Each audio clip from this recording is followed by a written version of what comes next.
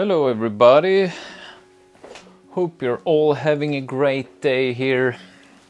Today I want to talk to you about DJI Mavic Pro and the settings I'm using to get smooth shots. That is way too hot. Just gotta close the doors to the kids.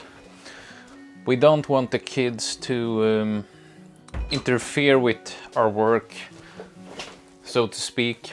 For this occasion I got my fanciest t-shirt ever. I got this one in London, I live in Sweden, but I was in London like maybe 15 years ago. I found this way down in my wardrobe. It says, Google ask me. It's gonna work for today. Okay, so let's dive into it. Maybe you just got a new drone and you're looking to learn some stuff to make cool videos like you see on Instagram and YouTube, and one day I will be able to make those videos. So there is a lot to learn obviously, but one thing that is important is to not to learn too much.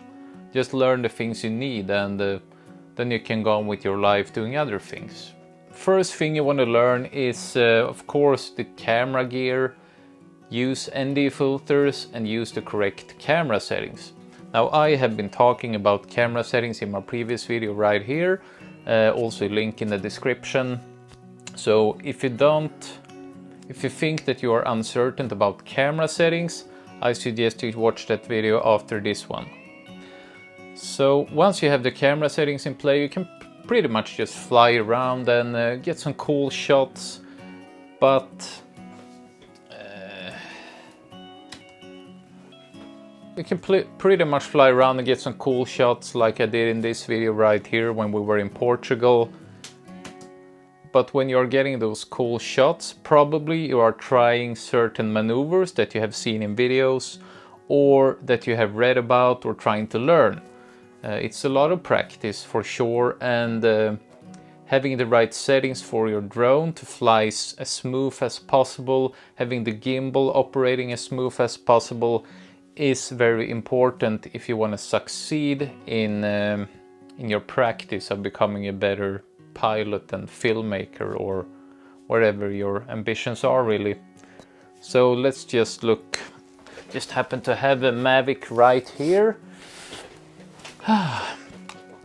Basic theory of flying before we dive into the settings.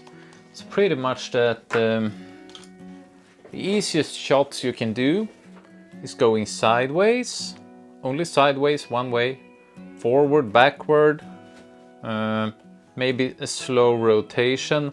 But the things that instantly destroys your footage is when you do this rotation movement, the yaw movement. I hate watching videos when people go up, hey, I just got a drone, looking around like this, oh wow, this is cool, I can see my house from here. Yeah, that is really cool until you sit down and try to edit the thing, because then you will see that you have nothing to work with. First lesson learned. If you want to fly for fun, of course fly, have fun, but just remember that when you do like this and do quick movements and have the record going on, you're pretty much just wasting, you're just filling up your memory card. Nobody wants to see that, ever, trust me. But what we want in play here is the gimbal tilt movement. That one is really important. Also the yaw movement, we want that to be turned down as much as possible.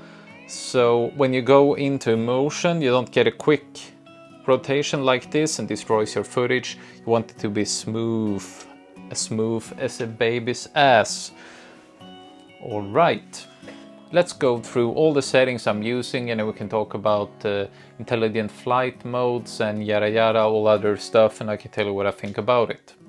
So in previous video I went through the camera settings here, all the settings I use, went through shutter speed, all the different settings here, and also this menu.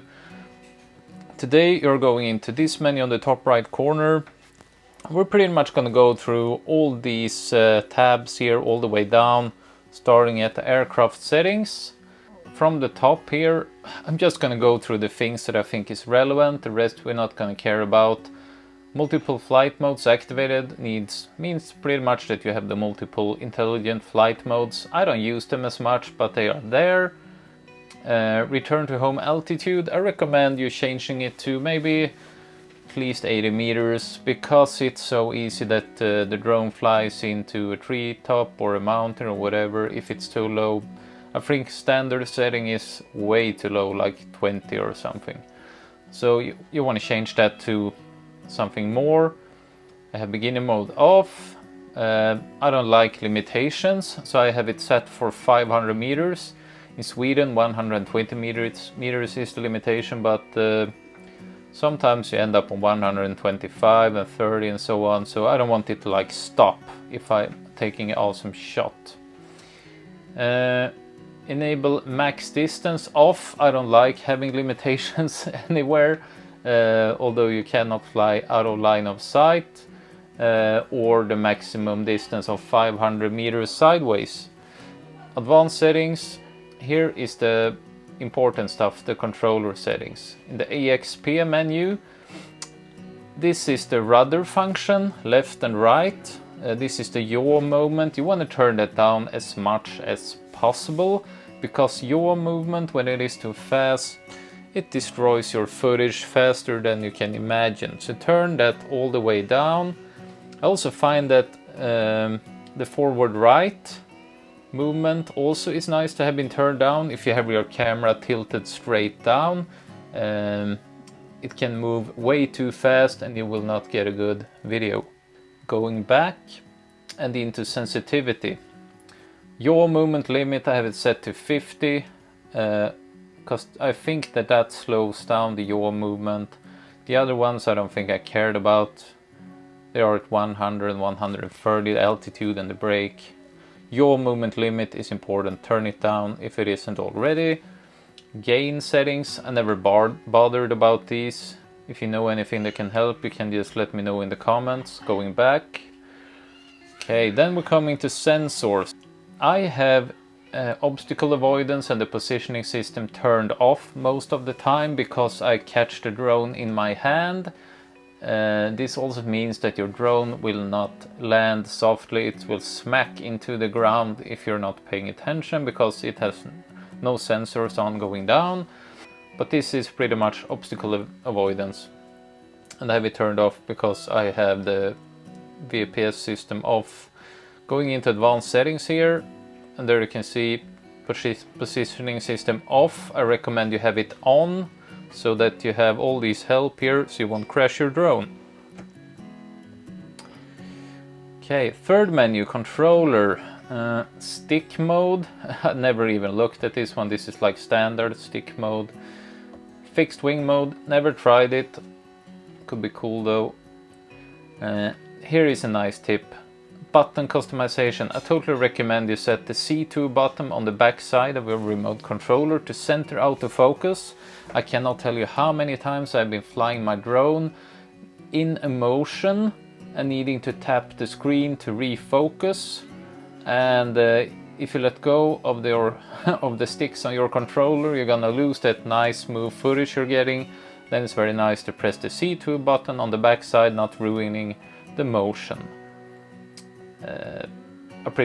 I use that one, of course, up and down, camera format down, because it's when the gimbal settings are, the tilt is down, it goes very low, so it's fast to use this one to go all the way up, all the way down.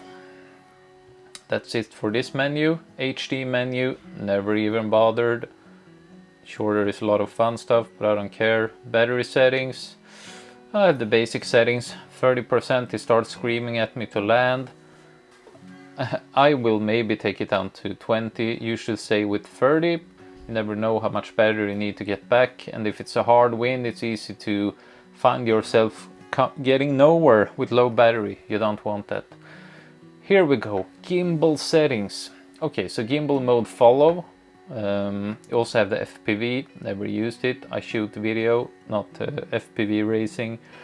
Looking into advanced settings, here is interesting because you have something called gimbal pitch speed, and I like to have that one as well actually. So then you have upwards gimbal tilt. On the Phantom series, this one will make you show the props for sure unless you are flying backwards.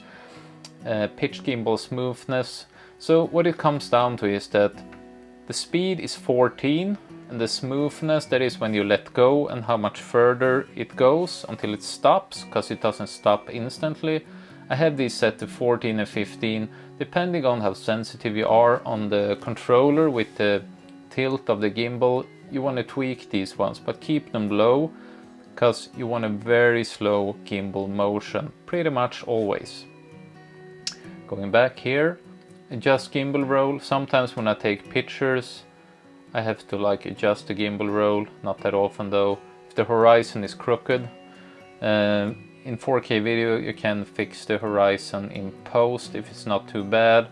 I also talked about that one in my previous video. Gimbal settings, gimbal auto calibration if you want to calibrate. Okay, last tab here is measurement units. We go for kilometers an hour here in Northern Europe. Never used that function, never streamed live. This is like basic settings, show flight routes. Never cared, warnings, yada yada. Alright, so that's all the settings I'm using. I hope that they will help you improve your flying skills, whatever. I'm gonna keep making more tutorials, so if you like this video, hit the subscribe button, because in the next video we will go into the real fun stuff, which is basic and advanced aerial maneuvers to get cinematic shots for your drone. Woo! Yeah, it sounds really awesome, but it's pretty simple once you know it. So I will go through like total beginner flying techniques, so that if you have your drone with you and go to like Hawaii, you won't ruin the shots by going like this all the time. And also for you guys who have been flying a lot more, with more experience, you can try a bit more advanced maneuvers. It's gonna be fun showing you the ways I think when I shoot my videos, and hopefully we can like learn from each other. So any questions about the settings for today, drop a comment down below. Any questions you have or requests for the next video, which I haven't shot yet. Now the dog is going crazy, but we're at the end. Let me know in the comments down below. And thanks for watching. Fly safe, have fun.